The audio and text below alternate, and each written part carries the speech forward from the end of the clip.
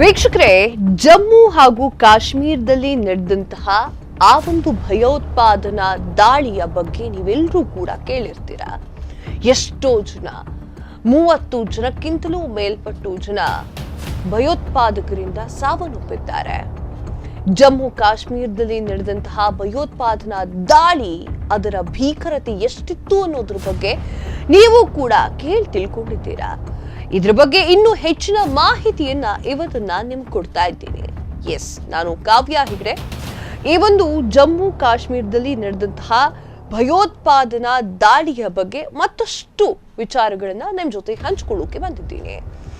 ಜಮ್ಮು ಕಾಶ್ಮೀರದಲ್ಲಿ ನಡೆದಂತಹ ಭಯೋತ್ಪಾದಕ ದಾಳಿ ಇಡೀ ಭಾರತ ಮಾತ್ರ ಅಲ್ಲ, ಇಡೀ ಜಗತ್ತನ್ನ ಬೆಚ್ಚ ಬೀಳಿಸ್ಬಿಟ್ಟಿದೆ. ಮಿನಿ ಸ್ವಿಟ್ಜರ್ಲ್ಯಾಂಡ್ ಅಂತ ಹೇಳಿ ಖ್ಯಾತಿಗೊಳಗಾಗಿದ್ದಂತಹ ಬೈಸರನ್ನಲ್ಲಿ ನರರೂಪದ ರಕ್ಕಸರಾಗಿರುವಂತಹ ಭಯೋತ್ಪಾದಕರ ಗುಂಡಿನ ದಾಳಿ 10 ಪ್ರವಾಸಿಗರನ್ನ ಬಲಿ ಪಡೆದುಕೊಂಡಿದೆ. ಈ ಒಂದು ದಾಳಿಗೆ ಎಲ್ಲರೂ ಕೂಡ ತತ್ತರಿಸಿ ಹೋಗಿದ್ದಾರೆ. ಈಗಲೂ ಕೂಡ ಜಮ್ಮುಗೆ ಹೋಗ್ಬೇಕು ಅಂತಂದ್ರೆ ಒಂದಿಷ್ಟು ಜನ ಭಯ ಪಡುವಂತಹ ಪರಿಸ್ಥಿತಿ ನಿರ್ಮಾಣವಾಗಿದೆ. ವಿಚಾರ ಏನು ಅಂತಂದ್ರೆ, ಜಮ್ಮು ಇತ್ತೀಚಿನ ದಿನಗಳಲ್ಲಿ ಆಕರ್ಷಣೀಯ ಸ್ಥಳವಾಗಿತ್ತು. ಪ್ರವಾಸಿಗರನ್ನ ಕೈ ಬೀಸಿ ಕರೀತಾ ಇತ್ತು ಜಮ್ಮು ಎನ್ನುವಂತಹ ಪ್ರದೇಶದಲ್ಲಿ ಹೆಚ್ಚಾಗಿ ಪ್ರವಾಸಿಗರೇ ಕಾಣಿಸ್ತಾ ಇದ್ರು. ಜಮ್ಮು ಕಾಶ್ಮೀರದ ಅನಂತನಾಗ್ ಜಿಲ್ಲೆಯ ಪಹಲ್ಗಾಮ್ನಿಂದ ಕೇವಲ 5 ಕಿಲೋಮೀಟರ್ ದೂರದಲ್ಲಿರುವಂತಹ ಈ ಒಂದು ಭೂಲೋಕದ ಸ್ವರ್ಗದ ಮೇಲೆ ರಕ್ತದೋಕುಳಿ ಹರಿತಿದೆ. ಅಲ್ಲಿರುವಂತಹ ಆಕರ್ಷಣೀಯ ಸ್ಥಳವನ್ನ ನೋಡ್ಲಿಕ್ಕೆ ಬಂದಂತಹ ಪ್ರವಾಸಿಗರನ್ನೇ ಟಾರ್ಗೆಟ್ ಮಾಡಿದ್ದಾರೆ ಭಯೋತ್ಪಾದಕರು ಎನ್ನುವಂತಹ ನೀಚರು, ರಾಕ್ಷಸರು. ಭಯೋತ್ಪಾದಕರು ಅಲ್ಲಿರುವಂತಹ ಟೂರಿಸ್ಟ್ಗಳನ್ನೇ ನೋಡಿದ್ದಾರೆ. ಅದರಲ್ಲಿ ಗತ್ತಿಂದ ಬೇರೆ ಹೇಳ್ತಾ ಇದ್ದಾರೆ, ಸಾಯಿಸಿ ಅದಾದ ನಂತರ ಮೋದಿಗೆ ಹೋಗಿ ಹೇಳುವಂತ. ಲಷ್ಕರ್ ಉಗ್ರರು ನಡೆಸಿದಂತಹ ಈ ಒಂದು ಕಂಡು ಕೇಳರಿಯದ ದಾಳಿಯ ಕಾರಣ ಎಷ್ಟೋ ಪ್ರಶಾಂತವಾಗಿರುವಂತಹ ವಾತಾವರಣ ಹಾಳಾಗ್ಬಿಟ್ಟಿದೆ. ಈ ಸುಂದರವಾಗಿರುವಂತಹ ಕಣಿವೆಯಲ್ಲಿ ಬರೀ ಆರ್ಧನಾದವೇ ಕೇಳ್ತಾ ಇದೆ. ಇದಕ್ಕೆಲ್ಲ ಕಾರಣ ಆ ಭಯೋತ್ಪಾದಕರ ಆ ಒಂದು ಗುಂಡಿನ ದಾಳಿ. ವೀಕ್ಷಕರೇ, ಏಪ್ರಿಲ್ 22, 2025 ಈ ಒಂದು ಕರಾಳ ದಿನವನ್ನ ನಾವು ನೋಡೋಕ್ ಆದ್ರೆ ಅಲ್ಲಿ ಬಂದಂತಹ ಪ್ರವಾಸಿಗರು ಆರಾಮಾಗಿ ಫ್ಯಾಮಿಲಿ ಜೊತೆಗೆ ಟೈಮ್ ಸ್ಪೆಂಡ್ ಮಾಡೋಣ ಅಂತ ಬಂದಿರ್ತಾರೆ, ಅಥವಾ ಹೆಂಡತಿಯನ್ನ ಕರೆದುಕೊಂಡು ಹನಿಮೂನ್ಗೆ ಅಂತ ಬಂದಿರ್ತಾರೆ. ಇವರನ್ನೆಲ್ಲರನ್ನೂ ಕೂಡ ಆ ಒಂದು ನರ ರಾಕ್ಷಸ ಬಲಿ ಪಡೆದಿದ್ದ. ಸ್ವಿಟ್ಜರ್ಲ್ಯಾಂಡ್ ನ ಹಸಿರು ಮೈದಾನವಾದ ಮಾದರಿಯಲ್ಲೇ ಪ್ರಕೃತಿ ಸೌಂದರ್ಯದಿಂದ ಕಣ್ಣಿಗೆ ಹಬ್ಬವನ್ನ ಉಂಟು ಮಾಡುವ ಆಕರ್ಷಣೀಯವಾದ ಹಸಿರು ಮೈದಾನವನ್ನ ಹೊಂದಿರುವಂತಹ ಕಾರಣ ಬೈಸನ್ನರ್ ಭಾರತದ ಮಿನಿ ಸ್ವಿಟ್ಜರ್ಲ್ಯಾಂಡ್ ಅಂತ ಹೇಳಿ ಅದು ಫೇಮಸ್ ಆಗಿತ್ತು. ಅದನ್ನ ನೋಡ್ಲಿಕ್ಕೆ ಅದೆಷ್ಟೋ ಜನ, ಸಾವಿರಾರು ಜನ ಬಂದಿದ್ರು. ಪುಣ್ಯ ಏನು ಗೊತ್ತಾ, ಅಲ್ಲಿ ಮಧ್ಯಾಹ್ನದ ಸಮಯವಾಗಿರೋದ್ರಿಂದ ಹೆಚ್ಚಾಗಿ ಯಾರು ಬಂದಿರಲಿಲ್ಲ. ಬಂದಿದ್ದವ್ರನ್ನೇ ಟಾರ್ಗೆಟ್ ಮಾಡಿದ್ದಂತಹ ಭಯೋತ್ಪಾದಕರು ಅಲ್ಲಿರುವಂತಹ ಗಂಡಸರನ್ನ ಸಾಯಿಸಿರ್ತಾರೆ. ಸಾಯಿಸಿ ತಮ್ಮ ಅಟ್ಟಹಾಸವನ್ನ ಪ್ರದರ್ಶನ ಮಾಡ್ತಾರೆ. ಮೋದಿಗೆ ಹೋಗಿ ಹೇಳು ಅಂತ ಹೇಳ್ತಾರೆ. ಭಾರತ ಇದಕ್ಕೆ ಪ್ರತ್ಯುತ್ತರವನ್ನ ಕೊಡುತ್ತೆ.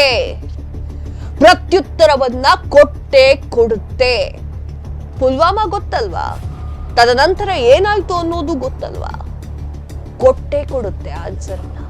ದಟ್ಟವಾದ ಪೈನ್ ಅರಣ್ಯ, ಹಿಮದಿಂದ ಆವೃತವಾಗಿರುವಂತಹ ಪರ್ವತಗಳ ನಡುವೆ ಇರುವಂತಹ ಹಸಿರು ಹುಲ್ಲಿನ ಮೈದಾನ ನಯನ ಮನೋಹರ ಅಂತ ಹೇಳಿದ್ರೆ ತಪ್ಪಾಗಲ್ಲ. ಪ್ರಕೃತಿಯ ಮಡಿಲಿನಲ್ಲಿ ಕೆಲ ಕಾಲವನ್ನ ಕಳಿಬೇಕು ಅನ್ನುವಂಥವರು ಆ ಒಂದು ಸ್ಥಳಕ್ಕೆ ಭೇಟಿಯನ್ನ ಕೊಡ್ತಾ ಇದ್ರು. ಅಲ್ಲಿಗೆ ಪ್ರವಾಸಿಗರು ಹೆಚ್ಚು ಸಂಖ್ಯೆಯಲ್ಲಿ ಹೋಗ್ತಾ ಇದ್ರು. ಬೇಸಿಗೆಯಲ್ಲಿ ಅಲ್ಲಿ ಹಸಿರು ನಳನಳಿಸ್ತಾ ಇತ್ತು. ಪಿಕ್ನಿಕ್ ಫೋಟೋಗ್ರಾಫರ್ಗಳಿಗೆ ಹೇಳಿದಂತಹ ಒಂದು ಒಳ್ಳೆಯ ತಾಣ ಅದಾಗಿತ್ತು. ತುಲಿಯನ್ ಸರೋವರದ ಕಡೆ ಟ್ರೆಕ್ಕಿಂಗ್ ಹೋಗಬೇಕು ಅಂತಂದ್ರೆ ಟೆಕ್ಕಿಗಳಿಗೆ ಅದೊಂದು ಒಂಥರ ಒಳ್ಳೆಯ ಕ್ಯಾಂಪ್ ಸೆಟಪ್ ಮಾಡುವುದು ಅಂತಹ ಜಾಗ ಕೂಡ ಅದಾಗಿತ್ತು. ಅಲ್ಲಿ ರಾಕ್ಷಸ ರೂಪವನ್ನ ತೋರಿಸಿದ್ರು ಭಯೋತ್ಪಾದಕರು. ವಿಚಾರ ಗೊತ್ತಿರಲಿ ಸ್ನೇಹಿತರೆ, ಈಗೇನೋ ಅಲ್ಲಿ ಭಯೋತ್ಪಾದಕರ ದಾಳಿ ಆಯ್ತು. ಇನ್ನು 2 ರಿಂದ 3 ವರ್ಷ ಆ ಒಂದು ಸ್ಥಳವನ್ನ ನೋಡ್ಲಿಕ್ಕೆ ಯಾರೂ ಹೋಗೋದಿಲ್ಲ. ನಿಜವಾಗಿಯೂ ಕೂಡ ಜಮ್ಮುವಿನಲ್ಲಿ ಪ್ರವಾಸೋದ್ಯಮ ಮುಳುಗಡೆ ಆಯ್ತು ಅಂತಾನೆ ಅನ್ಕೊಳ್ಳಿ. ಒಂದಿಷ್ಟು ವರ್ಷ ಅಲ್ಲಿ ಯಾರು ಇನ್ನು ಹೋಗೋದಿಲ್ಲ, ಅವರಿಗೆ ಭಯ ಹಾಗೆ ಇರುತ್ತೆ. ಅಲ್ಲಿರುವಂತಹ ಕಾಶ್ಮೀರಿಯರಿಗೂ ಕೂಡ ಈ ಒಂದು ವಿಚಾರದಿಂದ ಇನ್ನೂ ಗಡಗಡ ಅಂತ ನಡುಗ್ತಾ ಇರ್ತಾರೆ. ಈಗ ಆರಾಮಾಗಿದ್ದಂಥವ್ರು ಈಗ ಈ ಒಂದು ಘಟನೆಯಿಂದ ಈಗ ನಡುಗೋಕೆ ಶುರುವಾಗಿರ್ತಾರೆ.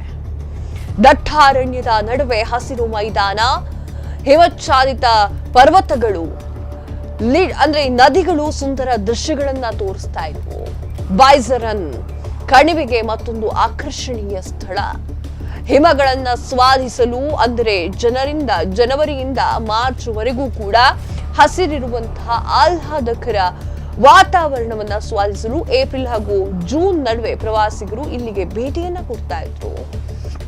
ಅತ್ಯಂತ ಪ್ರಸಿದ್ಧ ತಾಣವಾಗಿತ್ತು. ಅಲ್ಲಿಗೆ ಕಾಲ್ನಡಿಗೆಯಿಂದ ಹೋಗ್ಲಿಕ್ಕೆ ಸಾಧ್ಯವಾಗುವುದಿಲ್ಲ, ಕುದುರೆಗಳ ನೆರವಿನಿಂದಲೇ ಅಲ್ಲಿಗೆ ಹೋಗ್ಬೇಕಾಗಿತ್ತು. ಜಮ್ಮು ಕಾಶ್ಮೀರದಲ್ಲಿ ನಡೆದಂತಹ ಭಯೋತ್ಪಾದನಾ ದಾಳಿ ಇಡೀ ಭಾರತ ಮಾತ್ರ ಅಲ್ಲದೆ ಇಡೀ ಜಗತ್ತನ್ನ ಬೆಚ್ಚಿ ಬೀಳಿಸಿದೆ. ಇದನ್ನ ಮಿನಿ ಸ್ವಿಟ್ಜರ್ಲ್ಯಾಂಡ್ ಅಂತಾನೆ ಹೇಳ್ತಾರೆ. ಆ ಒಂದು ಮಿನಿ ಸ್ವಿಟ್ಜರ್ಲ್ಯಾಂಡ್ ನಲ್ಲಿ ಭಯೋತ್ಪಾದಕರು ರಾಕ್ಷಸತನವನ್ನ ಪ್ರದರ್ಶನ ಮಾಡಿದ್ದಾರೆ.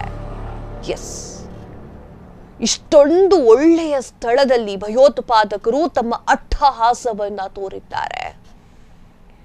ಈ ವಿಚಾರವಾಗಿ ಭಾರತದಲ್ಲಿ ಎಲ್ಲರೂ ಕೂಡ ಹೀಗಾಗಬಾರ್ದಾಗಿತ್ತು ಅಂತ ಹೇಳ್ತಾ ಇದ್ದಾರೆ.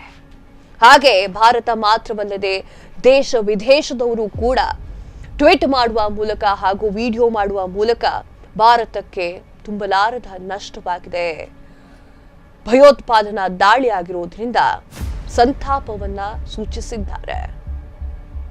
ತಿಳ್ಕೊಂಡ್ಬಿಡಿ, ಭಾರತ ಸೈಲೆಂಟ್ ಆಗಿ ಕೂತ್ಕೊಳ್ಳೋದಿಲ್ಲ. ಹತ್ರ 30 ಮಂದಿಯನ್ನ ಕಳೆದುಕೊಂಡಿದ್ದೀವಿ, 30 ಮಂದಿ ಪ್ರವಾಸಿಗರನ್ನ ಕಳೆದುಕೊಂಡಿದ್ದೀವಿ. ಯಾವುದೇ ಕಾರಣಕ್ಕೂ ಭಾರತ ಸೈಲೆಂಟ್ ಆಗಿ ಕೂತ್ಕೊಳ್ಳುವುದೇ ಇಲ್ಲ. ಇದಕ್ಕೆ ತಕ್ಕ ಉತ್ತರವನ್ನ ಭಾರತ ಕೊಟ್ಟೇ ಕೊಡುತ್ತೆ. ನಯನ ಮನೋಹರ ದೃಶ್ಯವಿರುವಂತಹ ಸ್ಥಳದಲ್ಲಿ ಈ ಹೇಯ ಕೃತ್ಯವನ್ನ ಎಸಗಿದ್ದಂತಹ ಭಯೋತ್ಪಾದಕರು ಇನ್ನಿಲ್ಲ ಅಂತ ಭಾರತ ಹೇಳೇ ಹೇಳುತ್ತೆ.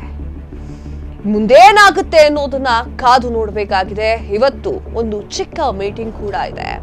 ಮೋದಿ, ಅಮಿತ್ ಶಾ ಹಾಗೂ ಒಂದಿಷ್ಟು ಹಲವು ವ್ಯಕ್ತಿಗಳು ಅಥವಾ ಮಹತ್ವದ ನಾಯಕರು ಕೂತ್ಕೊಂಡು ಸಭೆಯನ್ನ ಮಾಡ್ತಾರೆ. ಆ ಒಂದು ಸಭೆಯಲ್ಲಿ ನಿರ್ಣಯ ಆಗೇ ಆಗುತ್ತೆ. ನಮಗಾದ ಅನ್ಯಾಯಕ್ಕೆ, ನಮಗಾದ ಒಂದು ನೋವಿಗೆ ಉತ್ತರವನ್ನ ನಾವು ಕೊಟ್ಟೇ ಕೊಡ್ತೀವಿ. ಕರ್ನಾಟಕದವರು ಕೂಡ ಇದ್ದಾರೆ, ಅವರು ಕೂಡ ತಮ್ಮ ಸ್ವಂತದವರನ್ನ ಕಳೆದುಕೊಂಡಿದ್ದಾರೆ. ಆ ಒಂದು ಕಾರಣಕ್ಕೆ ಇವತ್ತಲ್ಲ ನಾಳೆ ಈ ಭಯೋತ್ಪಾದಕರಿಗೆ ತಕ್ಕ ಉತ್ತರವನ್ನ ಭಾರತ ಕೊಡುತ್ತೆ. ಅಲ್ಲಿವರೆಗೂ ಕಾದು ನೋಡಬೇಕಾಗಿದೆ. ಎಸ್, ಮತ್ತೊಂದು ವಿಚಾರಗಳೊಂದಿಗೆ ಮತ್ತೆ ನಿಮ್ಮ ಮುಂದೆ ಬರ್ತೀನಿ. ಅಲ್ಲಿವರೆಗೂ ನೋಡ್ತಾ ಇರಿ ಫ್ರೀಡಂ ಟಿವಿ, ಇದು ಜನಸಾಮಾನ್ಯರ ಶಕ್ತಿ. ಕ್ಷಣ ಕ್ಷಣದ ಸುದ್ದಿಗಳಿಗಾಗಿ ಫ್ರೀಡಂ ಟಿವಿ ಸಬ್ಸ್ಕ್ರೈಬ್ ಮಾಡಿ, ಲೈಕ್ ಮಾಡಿ ಹಾಗೂ ಫಾಲೋ ಮಾಡಿ. ಹೊಸ ಸುದ್ದಿಗಳ ನೋಟಿಫಿಕೇಶನ್ಗಾಗಿ ಬೆಲ್ ಐಕಾನ್ ಮೇಲೆ ಕ್ಲಿಕ್ ಮಾಡಿ.